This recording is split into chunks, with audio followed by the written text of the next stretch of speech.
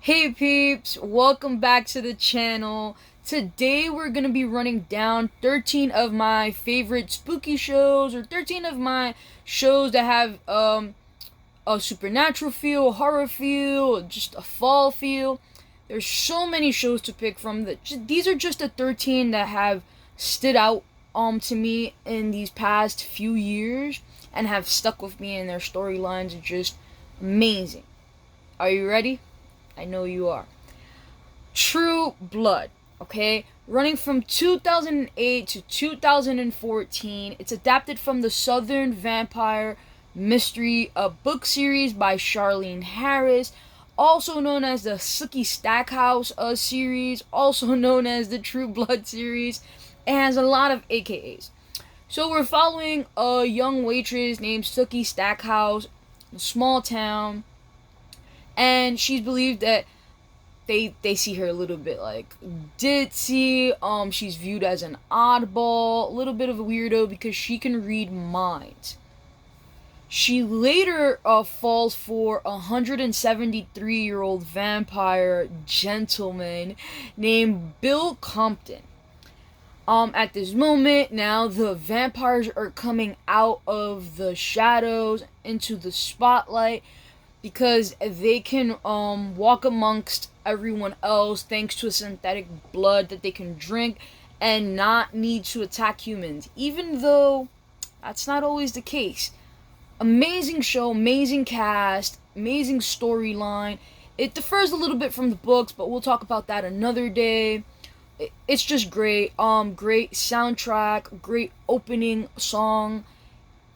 It's just an amazing show. I love a good old vampire show. There's other beings in the show. If you have never seen it before, go check it out. I believe it's 7 seasons and it's running on HBO Max. Stranger Things, 2016 to present day for Netflix. 1980s Indiana. We're following a group of young kids as they're witnessing supernatural things going on, government exploits, and then they uncover one of the biggest mysteries of all, a young girl named 11 who seemingly has some powers of her own. Again, I'm always telling you that the best things come out of the 80s. But this show is just great. It depicts the 80s well. Great costume choices, amazing soundtrack, great character growth. You're seeing these kids on this journey. I'm anticipating the next season. It's sort of reminiscent of a graphic novel that I've read called Paper Girls. It's about 4 teenage girls who also uncover like supernatural mishaps and exploits. And if you've never read it, go check that out. And if you've never watched Stranger Things, I mean, where have you been? It's been one of the most talked about shows on Netflix, so definitely go check that out soon. The Chilling Adventures of Sabrina, running from 2018 to 2020 on Netflix. This is an adaptation of Sabrina the Teenage Witch, but it's much darker. It's a coming of age story that involves like magic and mystery and horror and the occult. Don't confuse it with the show from the 90s. It has a much darker and just horror-y type feel. It's a little bit more gory than the show with the talking cat, right? It follows more closely the comic series of the same name. You're gonna see just underground stuff. I can't give it too much away. The ending, without touching too much on it, wasn't one of my favorite endings. They were getting pushed to cancel or just be done with the show, so they were forced to really wrap everything up quick, which is a shame, but still amazing show. And little like tidbit, Sabrina, which is played by Kiernan Shepka, she's actually gonna make an appearance on Riverdale this upcoming season as Sabrina. So definitely stay tuned in for that, because we want to know why she ends up on Riverdale. How does she end up on Riverdale? We know that Greendale and Riverdale are neighboring neighborhoods, but what's the story there? I know they've always wanted to have her on the show from day one and really just meld the two shows, and it never happened. So maybe this is our shot. Black Mirror 2011. I'm gonna say to present day. It's playing on Netflix. It's a standalone series of episodes that explore technology paranoia.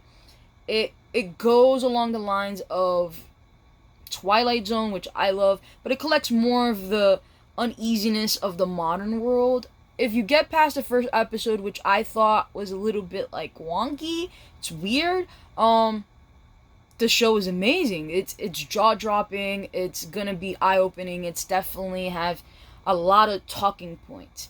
They also tried to do a movie after the 5 seasons, which was called Bandersnatch.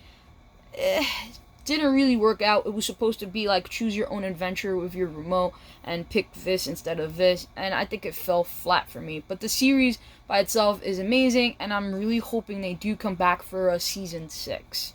Here's hoping. American Horror Story 2011 to present day for FX. It's a horror anthology. Each season has a different theme to it, which is very different from anything out there. You have Murder House, Asylum, Coven, Freak Show, Hotel, Roanoke, Cult, Apocalypse, 1984, and Double Feature. That's a lot. If you don't want to run through all the seasons, if you never have, and you just you're like fans of certain things, if you want, like, you're fans of witchy stuff, you could go watch Coven. If you're fans of like vampires, you could watch Hotel. If you're fans of old slasher like camp movies, you could watch 1984. So there's something for everybody in the show, but I do highly recommend that you watch it all. Some things and some people overlap. You're gonna see the same faces from season to season, they're just playing different characters, and again, it's something that is so different to TV, and I really enjoy it. The Haunting of Bly Manor 2020 for Netflix. It's a standalone series by Mike Flanagan, and you're gonna hear that name at least 2 more times in this video because he is amazing and I love his work.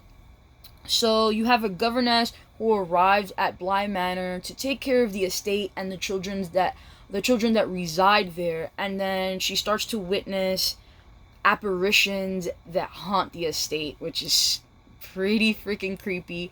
But again, it's amazing and very emotional because Mike Flanagan just doesn't do horror. He does emotion pretty well. The Haunting of Hill House 2018 standalone season for Netflix by Mike Flanagan. It's loosely based on the 1959 novel of the same name by Shirley Jackson. The plot alternates between 2 timelines, and we're following 5 adult siblings whose experiences with the paranormal haunt them till this day. And I mean haunt them till this day. Definitely keep your eyes peeled. Take in all of these shots because it's shot beautifully, but then you're gonna see little things in the background, and it's just amazing. He brings the feels in this show as well. How do you do that? How do you mix such emotion with horror? I don't know, but Mike Flanagan definitely pulls it off. You 2018 Netflix to current day, adapted from the novels by Caroline Kepnes, You and Hidden Bodies, and we follow Joe, who's a brilliant bookstore manager, as he comes across a young, aspiring female author that becomes his obsession. Oh my gosh, Penn Badgley does an amazing job. I've talked about You before in my videos. I did a versus on it, and if you haven't watched it, go watch it. Not now, wait till this video is over, but make sure you go check that out because I give in a lot of good things there. And yeah, season 3, It dropped today, so you have 3 seasons that are undeniably just binge worthy, and if you never checked it out, go check it out because it's amazing. Supernatural, 2005 to 2020. It started off on the WB, which then later turned into the CW.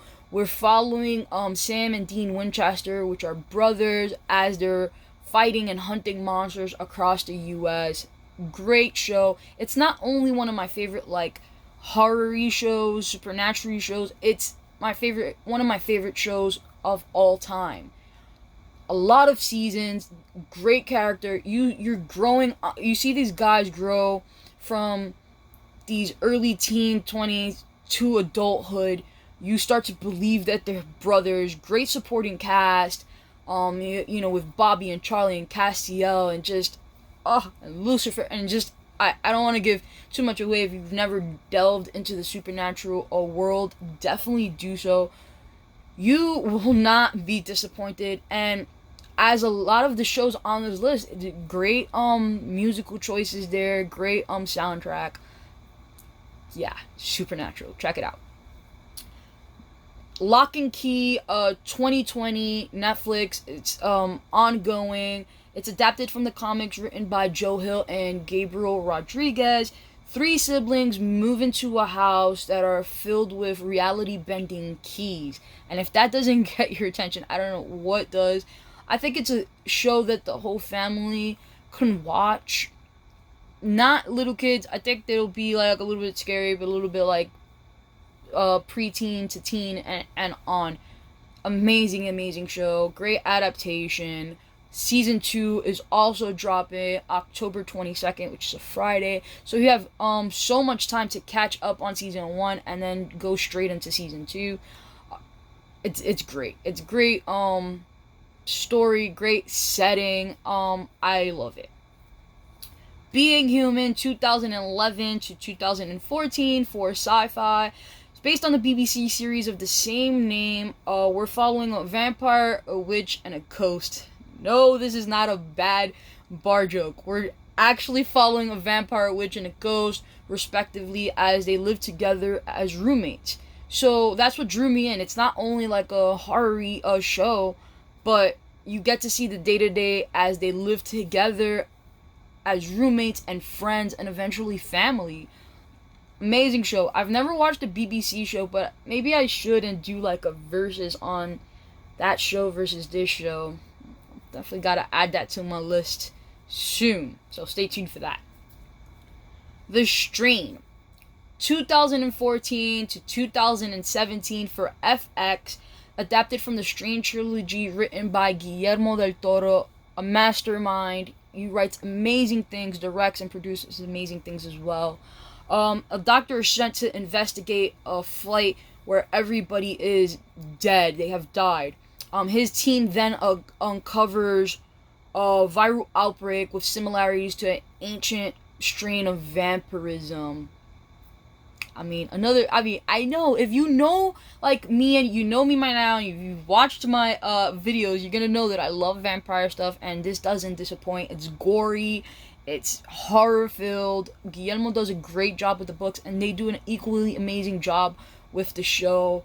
If you're down for that, watch The Strain. And to round out my 13, something that I just finished a few days ago and I've been raving to everybody on the internet about, Midnight Mass, 2021 Netflix, and you guessed it, it's by Mike Flanagan. The arrival of a charismatic priest brings miracles and mysteries and a renewed religious fervor into a small dying town of Crockett Island. I can't give you past that. I can't give you more than that little plot that I just told you, because I would be ruining the show. I saw it recently, ruined for somebody on the Likewise app, and it made me so sad. Watch it. It's amazing. Great cast. You're gonna see reoccurring faces from Bly Manor, and you're gonna see reoccurring faces from Hill House, and they just demand and command the screen. If there's anything that Mike Flanagan does very well, is a monologue. because, honey, he brings monologues. And that's something that some of the people out there, the naysayers, have been saying that they don't like, but I definitely enjoy. He just knows how to tie in horror and feeling and such great backstories so well. I heard through the grapevine that he is working on another series for Netflix. I can't wait. I'm pretty sure it's going to be horror, so I can't wait to see what happens there. Midnight Mass, don't forget to check it out. And that's my 13. I'm telling you, there were so many more that I could have picked, but these are the ones that have really stuck with me throughout the years and just really stood out with me, and I've been raving about to everybody. So let me know in the comments what's your favorite like horror, supernatural, just like fall show. Let me know if you agree with any of the ones in my list, if you ever watched it, if you're gonna watch them. And don't forget to follow me over on Instagram, and likewise the description, it's always in the description below.